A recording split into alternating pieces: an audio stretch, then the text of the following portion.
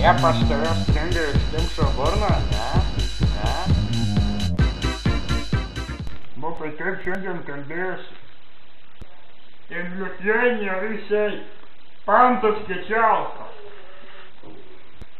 Jie pas tave stringa iš limšo burną, ne?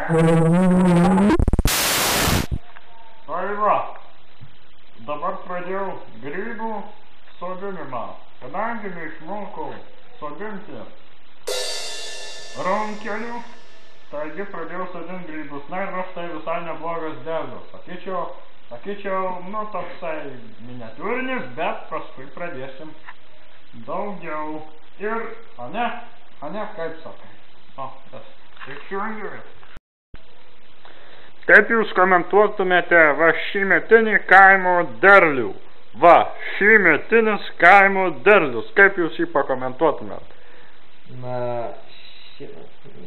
manau, derlius šį kartą 4 grybai geriau nei pernai.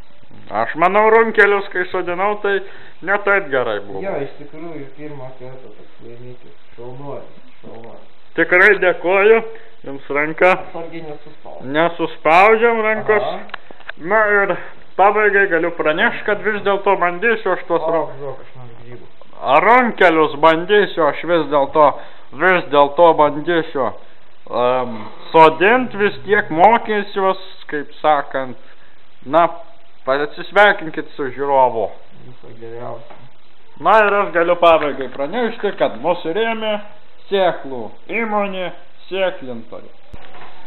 This program is now finished. I hope you enjoyed it.